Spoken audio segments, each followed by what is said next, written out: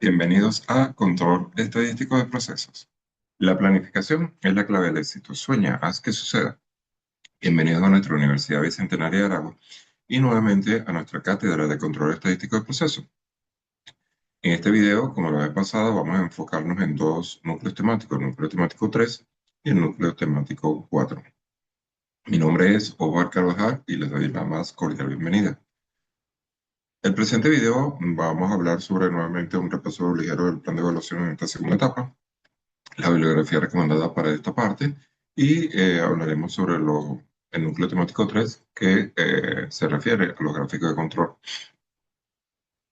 Estamos en la semana 2 desarrollando la actividad síncrona número 2 y estamos en la evaluación de lo que será la descripción más adelante de la sumativa 2, que es un cuestionario cuyo instrumento de evaluación es un registro de observación y vale el 50% de la nota, que con otro 50% complementa el 100% de la nota. La competencia específica a desarrollar en esta área busca analizar los conceptos básicos del control estadístico de procesos para el mejoramiento continuo en las organizaciones.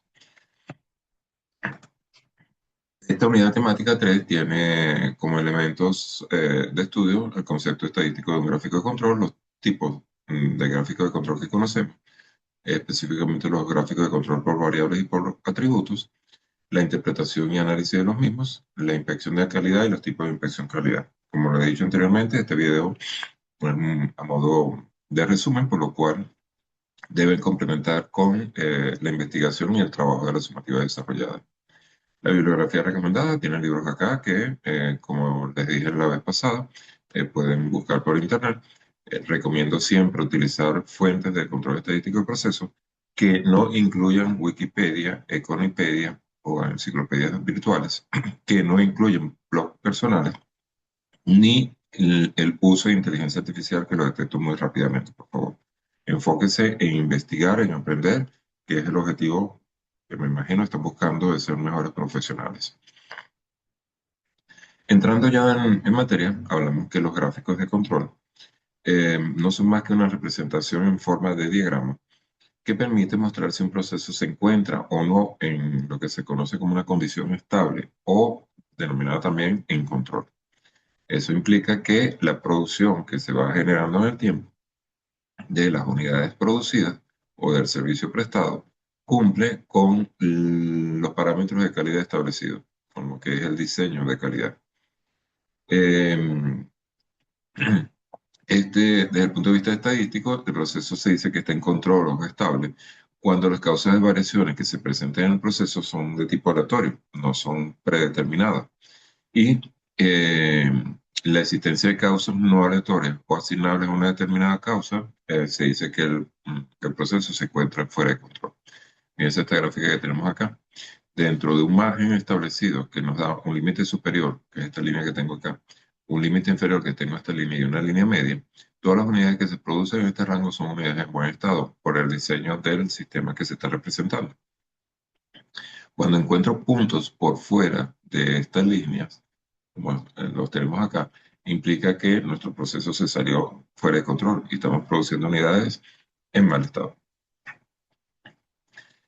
Eh, Estas gráficas de control permiten iniciar investigaciones que a su vez nos permiten determinar las causas que están originando en un momento determinado estas variaciones y con ello podemos tomar medidas correctivas, con lo cual se convierte en un mecanismo que nos permite detectar situaciones en las cuales eh, podemos corregir a tiempo, de tal forma de que nuestro proceso no se salga de control y genere unidades en mal estado. La gráfica de control básicamente está conformada por un eje horizontal X en el cual se indica usualmente el tiempo o el número de muestras o de mediciones seleccionadas. Un eje vertical en que se muestra la característica del elemento que quiero medir. Por ejemplo, presión, temperatura, peso, cualquier variable que se quiera medir. Y la existencia de los llamados límites de control, que no son más que una línea media, una línea central de datos, que por encima y por debajo de ella se conoce como límite de control superior y límite de control inferior, establecen el rango en el cual una unidad se encuentra en buen estado. Por ejemplo, yo puedo definir, como vimos en el video pasado, mi producción de diseño es 1 kilo más o menos 100 gramos. Eso implicaría que entre 900 y 1100 gramos mi producción está en buen estado. En este caso, representaríamos 1 kilo o 1000 gramos acá, 900 como límite inferior y como límite superior 1100. Eso nos daría el rango en el cual se producen unidades en buen estado. Y el otro elemento que tenemos dentro de nuestra gráfica de control son los puntos de medición, que son los datos que muestran el desempeño que el proceso está teniendo. Básicamente, cuando observamos la literatura, nos encontramos que tenemos dos tipos de gráficos de control, los denominados gráficos de control por variable y el otro tipo de gráfico es el denominado gráficos de control por atributos. El primero de ellos, los gráficos de control variable, buscan o muestran analizar las características de la calidad de variables continuas que obtenemos sus datos y los representamos como tal en la gráfica y permiten determinar una falla potencial de calidad en un proceso debido a la aleatoriedad del mismo. Entonces, esto nos permite distinguir causas comunes que son inherentes al proceso y las causas especiales o asignables que deben investigarse y eliminarse, que son las que generan los grandes variaciones y generación de unidades en mal estado o pérdida de valor de las unidades producidas. Este tipo de gráficos, básicamente, tenemos varios tipos. Tenemos las denominadas gráficas X, que muestran qué tanto se está alejando las mediciones obtenidas de la tendencia central o la medida de los datos. Tenemos la denominada gráfica R, que muestra qué tanta es la dispersión o uniformidad de un proceso dentro de una muestra y representa la diferencia del valor más grande con el valor más pequeño de la muestra, lo que nos permite determinar variabilidad para determinar si es necesario intervenir en un proceso.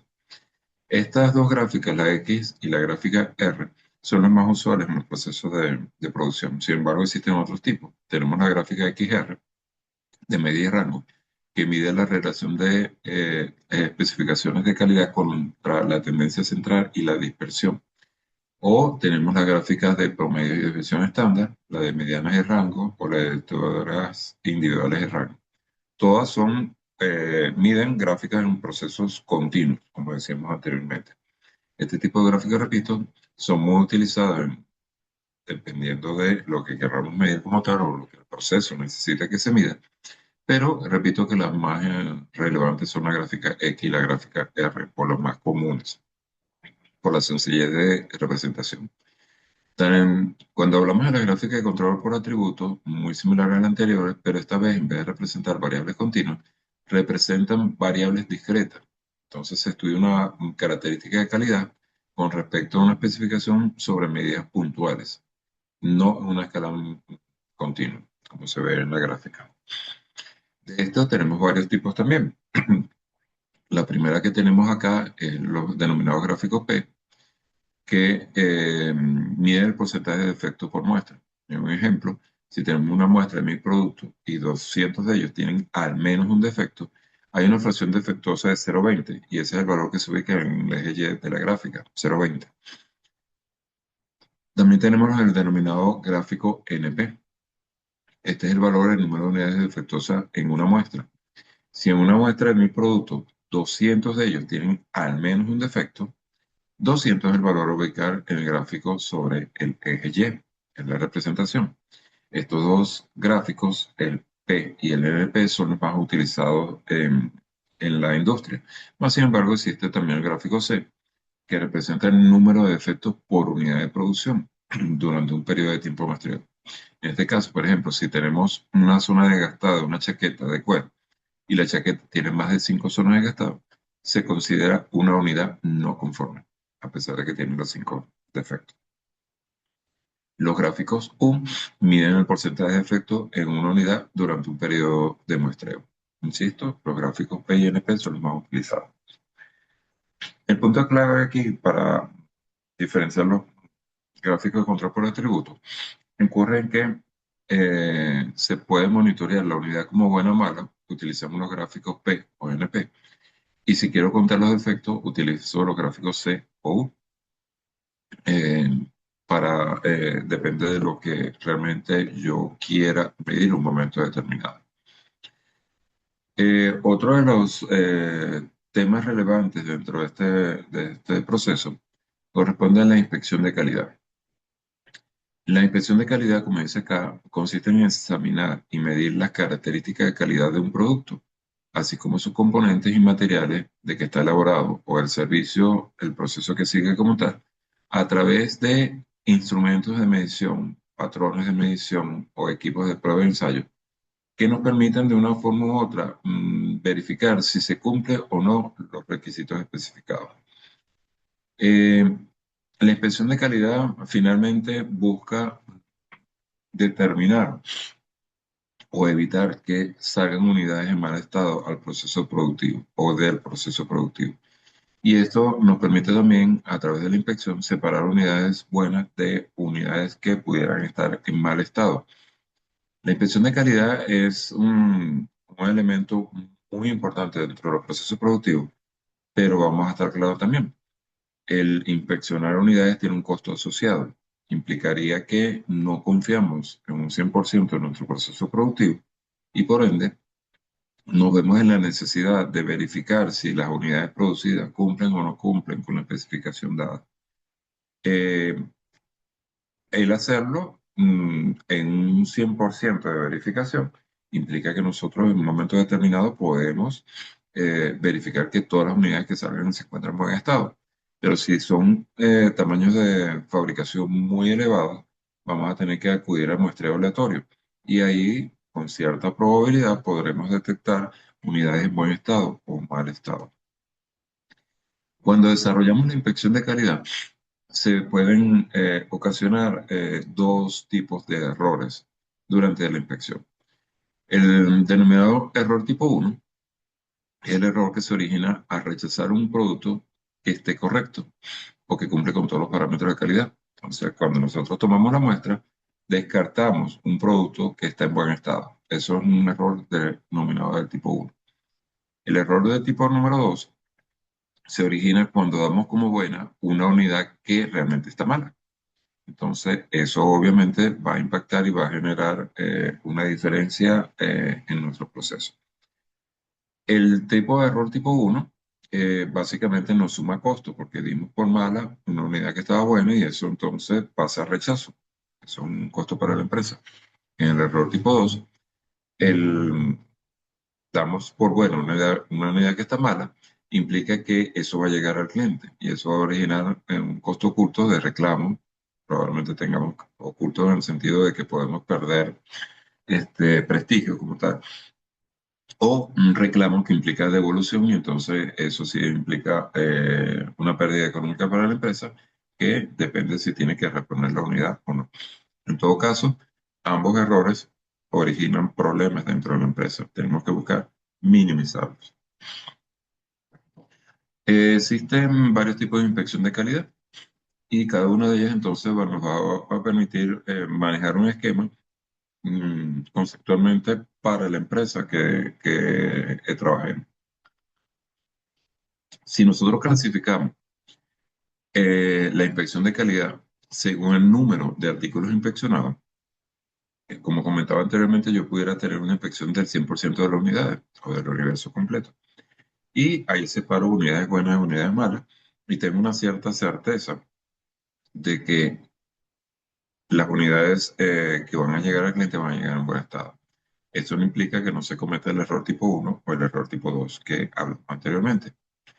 Cuando hablamos de la denominada inspección por muestreo, esta es una inspección que se basa en estadística a través del cual, con fórmulas matemáticas que ustedes habrán visto en otras materias, se selecciona el tamaño de la muestra y con una cierta confiabilidad de la inspección se obtiene un tamaño adecuado de muestra que nos permite no inspeccionar el 100% de las unidades, sino que en base a basamento estadístico mm, analizamos una fracción de la muestra, de todo el universo fabricado. Esto tiene la ventaja de que no tengo que hacer inspección de todas las unidades, con lo cual se reduce el costo de inspección pero está asociado a una cierta probabilidad de que pudieran ocurrir defectos nuevamente o no se detecte un defecto como tal. Nuevamente, puedo estar afectado por el error tipo 1 y tipo 2. Luego tengo la inspección de comprobación, que permite comprobar grandes cambios en los niveles de calidad con muestras pequeñas. Simplemente verificamos así al azar. Y la inspección cero. La inspección cero es la ideal. Es que asumimos que nuestro proceso o entendemos que nuestro proceso es tan bueno, que satisface las normas de calidad y no requiere en ningún momento inspecciones de las unidades producidas. Eso puede ser eh, el ideal, por decirlo así, del esquema de eh, inspección de calidad. Ahora, existe otro posible tipo de inspección que es según la etapa del flujo del producto. Según esto, nosotros podemos tener inspección en lo que es la recesión, que verifica que las compras que se realizan en los materiales se encuentren conformes a las especificaciones dadas y que básicamente lo que busca es que no entren materiales en mal estado al proceso productivo. Luego tenemos la denominada inspección intermedia o de proceso, que ocurre justamente durante el proceso y que permite determinar si un producto o lote puede pasar al proceso siguiente, entendiendo que el mismo se encuentra en buen estado. Luego tenemos la inspección del producto, en el cual se decide si se acepta o se rechaza el producto terminado ya fabricado. ¿Ok? Y esto es importante porque nos da garantía de que lo que va a llegar a nuestro cliente es lo que realmente está esperando. Tengo la inspección previa a la entrega, que ocurre para decidir si al momento del envío un producto cumple la calidad especificada. Y si la cumple, obviamente va a cumplir las expectativas del cliente y se determina si la misma se debe enviar o no, para evitar justamente reclamos o devoluciones de nuestro proveedor, de nuestro cliente, quise decir. También tenemos la denominada inspección durante la entrega, que se lleva a cabo en el momento que un producto se entrega al cliente como tal. Tenemos la inspección del producto almacenado, que se realiza con productos que han estado almacenados durante largo periodo de tiempo y que necesitan ser verificados para ver si sus condiciones se mantienen dentro de los parámetros de calidad establecidos. Tenemos la inspección de auditoría, que es una inspección para comprobar y diagnosticar si la garantía de calidad y la inspección normal están funcionando en forma normal. Y por último, la inspección por terceras partes. Esta se da cuando, por ejemplo, vamos a hacer inspecciones para exportación, que se verifica que no tenga algún ilícito la exportación o que contenga, por ejemplo, drogas o algún tipo de elemento que esté prohibido o que cumpla con todos los pasamientos legales establecidos en la ley. Inspecciones que realiza el gobierno, por ejemplo, entes como el CENIAT o cualquier otro que haga una inspección como tal. Empresas privadas de inspección o asociaciones o grupos de consumidores acordados que hagan inspección en un momento determinado de nuestro producto. Este es el elemento entonces que me da el esquema de lo que es la primera unidad, una unidad de corte teórico, pero que nos permite entonces conocer los elementos relevantes tanto de la gráfica de control como de la inspección de calidad. La segunda parte del video está referido al control estadístico de procesos. En esta parte entonces del video veremos la unidad temática 4 que trata sobre la capacidad de proceso y la actividad sumativa de número 2. Como competencia específica, buscaremos determinar la variabilidad de un proceso para mejorar la gestión de calidad en las organizaciones. Y tenemos una serie de conceptos dentro de este tema de estudio que implican hablar sobre la capacidad de proceso, los pasos del estudio de una capacidad de proceso, la identificación del patrón de variabilidad o los métodos de estimación de la misma, cálculos de índices, construcción de intervalos de complejos de índices, comprobación de la normalidad de los datos y una serie de índices que tienen que ver con capacidad y potencialidad del proceso que veremos. ¿En qué consiste la capacidad de proceso? La capacidad de proceso es un rango, ¿ok? Que nos permite medir variación en condiciones normales se tiene un proceso y que ocurren debidamente a la ocurrencia de las denominadas variables accidentales. Estas variables accidentales son variables que son de corte aleatorio, que no son asignables. También podemos definir la capacidad del proceso como el grado de actitud que tiene un proceso para cumplir con las especificaciones técnicas deseadas. Y lo que se dice que un proceso tiene capacidad elevada o alta cuando el proceso es capaz o se mantiene estable en el tiempo. Eso implica que el proceso está en un control y que cuando no ocurre esto, tenemos un proceso fuera de control o el proceso no es adecuado. Si nosotros no teníamos otra forma de representarlo, una media, un límite superior y un límite inferior, cualquier unidad fuera de este rango del límite superior o por debajo del límite inferior produce unidades por defectos. Para el estudio de la capacidad de proceso, se busca primero determinar la característica de calidad, se controla el proceso eliminando las variables asignables o que son atribuibles al mismo proceso y se toman muestras de proceso. Se trata de que las mismas no sean menores de 50 y que se miden por menos un mínimo de 250 elementos. Se calcula la media y la desviación estándar del proceso mediante las fórmulas que ya son conocidas por ustedes de media y desviación. No hay nada diferente allí. Y se calculan los límites del proceso, que, dando por límite de control la media, límite superior del control la media más tres desviaciones y el límite inferior del control la media menos tres desviaciones. Se comparan los datos obtenidos del proceso y se establece el límite inferior de especificación y el límite superior de especificación que viene definido por los parámetros de calidad del proceso. Mientras nos encontramos dentro de esos límites de especificaciones, estamos produciendo unidades en buen estado. Acá observamos, por ejemplo, una gráfica en que tenemos la media, un límite superior de control, un límite inferior de control, que está representado por la fórmula que vimos anteriormente, más 3 sigma, menos 3 de sigma o desviaciones, y estos límites están contenidos dentro de los límites de especificaciones. Este es un proceso centrado en el cual se satisfacen los requerimientos del cliente, pues la expectativa del cliente va dentro de este rango de valores y nuestro proceso productivo está garantizando que estamos contenidos dentro de ese rango para establecer límites de control más estrictos.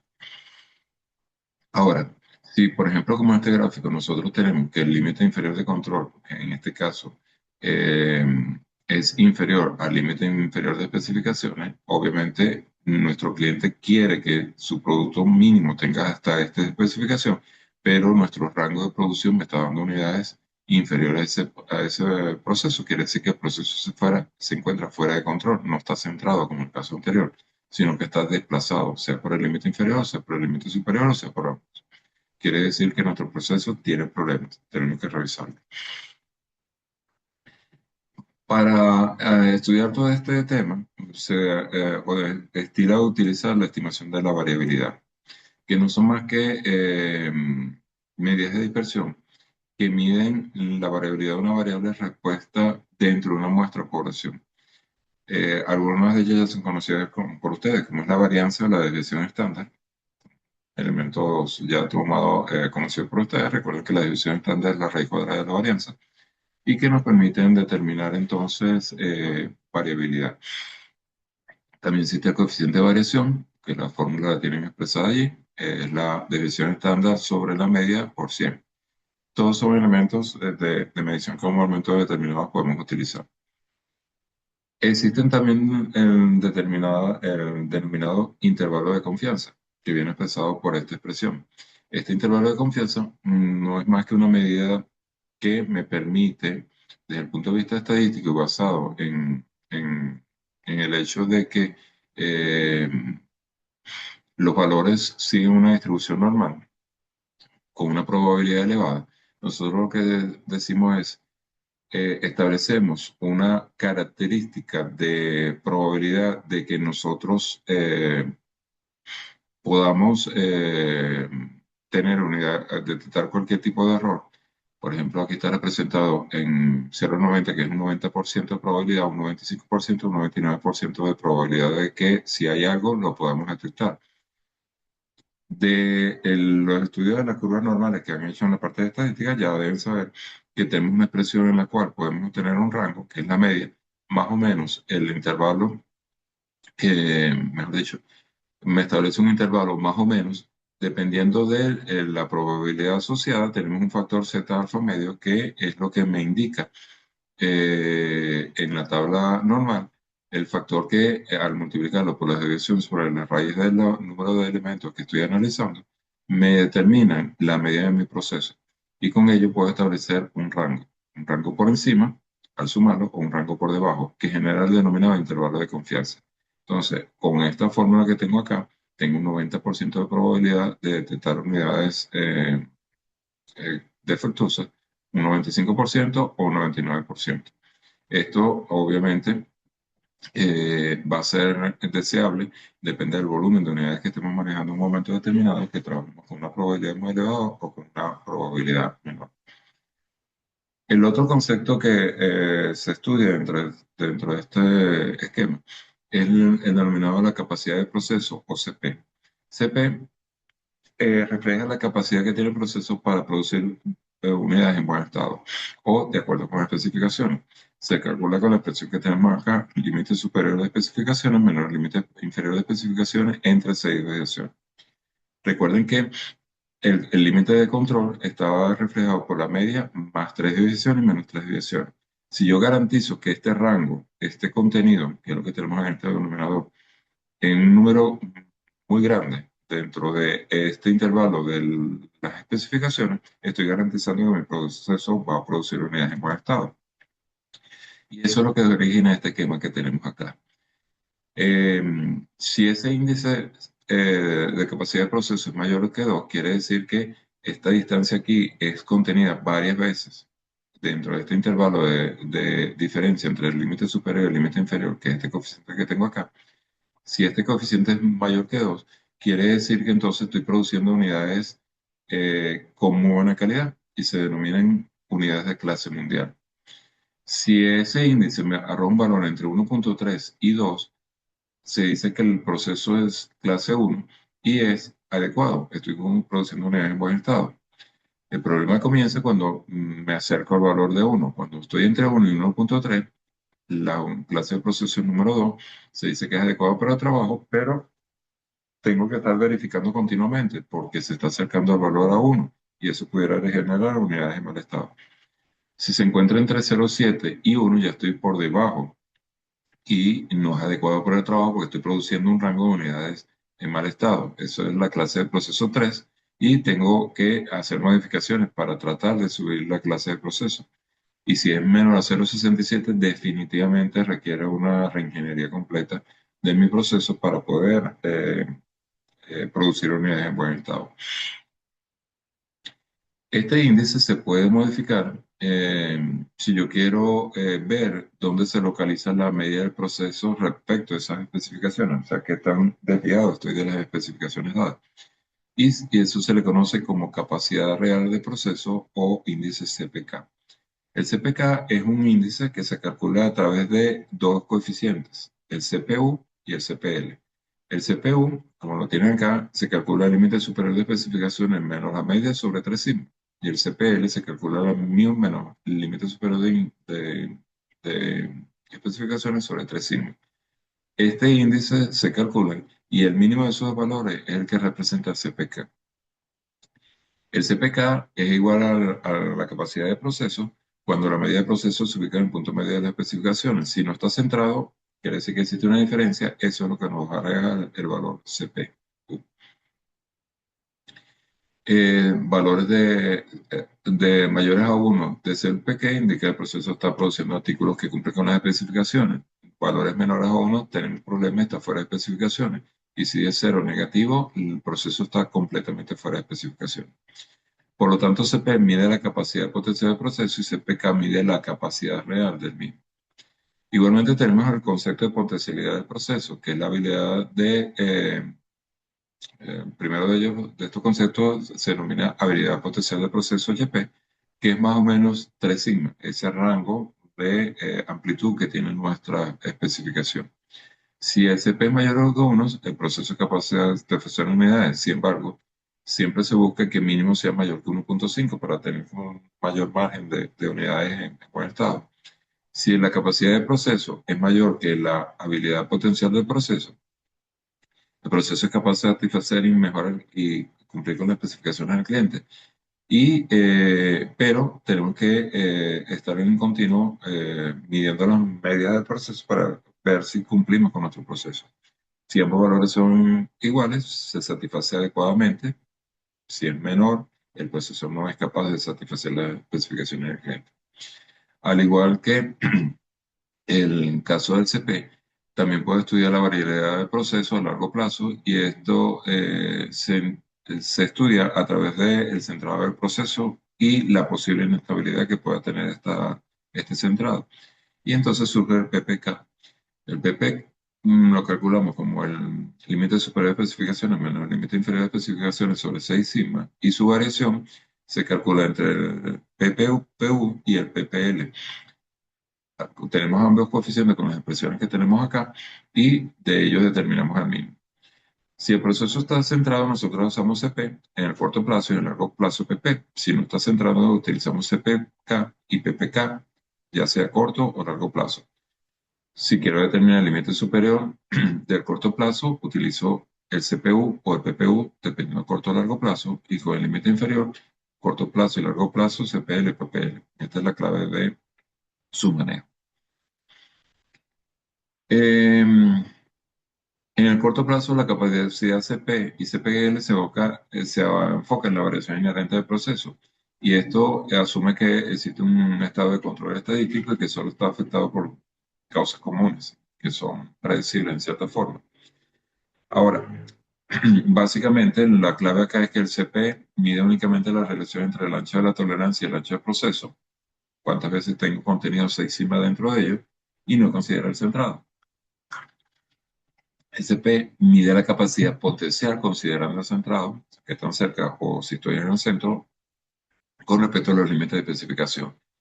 Se dice que son como una fotografía del proceso que muestra lo bien que puede funcionar en un momento dado si se eliminara la variación de los factores que lo afectan.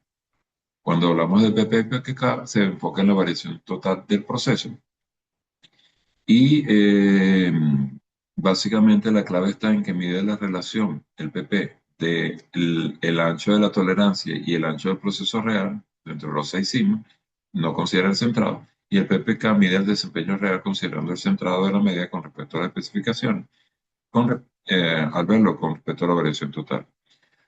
Ambos son como un video de proceso en el cual refleja cómo se comporta el proceso en la vida real con todas las fluctuaciones y desplazamientos. Nuevamente, en modo otra vez de resumen, vemos que en el corto plazo usamos CP y CPK, en el largo plazo PP y PPK, dependiendo de la variación que estemos estudiando dentro del grupo, sea una variación inherente dentro de un subgrupo o una variación total. Y uno me refleja la capacidad potencial y en otro el desempeño real de mi proceso. Acá les dejo esta tabla adicionalmente que resume un poco lo que estamos diciendo anteriormente y que les da un poquito más de idea de cómo funcionan cada uno de estos índices. Un proceso se dice que no está apto. Ya sabemos que cuando no estamos dentro de nuestras especificaciones dadas, ¿qué hacemos en estos casos? Bueno, tenemos que buscar mejorar el proceso o cambiar el proceso por uno mejor, o cambiar la especificación, lo cual no es recomendado, porque entonces estaríamos adaptando nuestro proceso a unidades que inicialmente nuestro cliente no quiere. Se puede rediseñar el producto, se puede inspeccionar al 100%, lo cual dijimos en un principio que era ineficiente porque es muy costoso. Se puede tener una definición o permiso de aceptación temporal por parte del cliente para corregir los defectos inherentes que tengamos. Tercerizar la elaboración de la parte en caso de que yo no sea posible hacerla y que sea posible tener un tercero que la elabore o dejar de hacer el producto. Cualquiera de estos elementos pueden ocurrir cuando mi proceso no es apto. Dicho esto, vamos a hablar de la sumativa 2. Ya la dinámica la conocen ustedes, es un cuestionario en el cual ustedes consultan el material de apoyo que está establecido en la universidad, en el sistema de la universidad. Lea cuidadosamente cada pregunta, asegúrese de contestar en forma adecuada, administre el tiempo de forma efectiva. Son 10 preguntas, como usted bien sabe, para contestar una hora y revise las respuestas antes de enviar para evitar errores.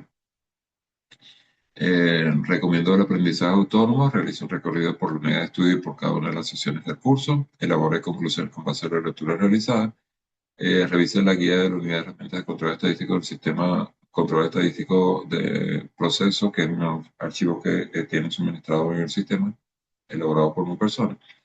Investigue y visualice videos en YouTube sobre, con estos títulos: capacidad de proceso, intervalo de confianza de los índices, normalidad de los datos, test de normalidad inicial, índice CP y CPK, e índice PP y PK. La ponderación máxima es un 50%, y el instrumento es de evaluación, un registro de observación, y tenga presente que tiene hasta 3 intentos para realizar la evaluación al mayor puntaje posible. Revise bien el contenido de las preguntas. No hay preguntas mal escritas, están todas perfectamente revisadas, y simplemente responda lo que se le pregunta. La fecha de inicio de entrega es desde el 14 de enero hasta el cierre, que es el 3 de febrero, a la medianoche. Contemple situaciones de luz, de inestabilidad en Internet. Trate de cerrar antes de esa fecha dada. Cualquier duda, ya nos queda en el foro de dudas, en la mensajería. La mensajería la estaba revisando y la reviso diariamente. Cualquier pregunta, con todo gusto, la puedo ver a través del sistema, y de tal forma que podamos interactuar y aclarar cualquier situación que tengan bien o que presenten.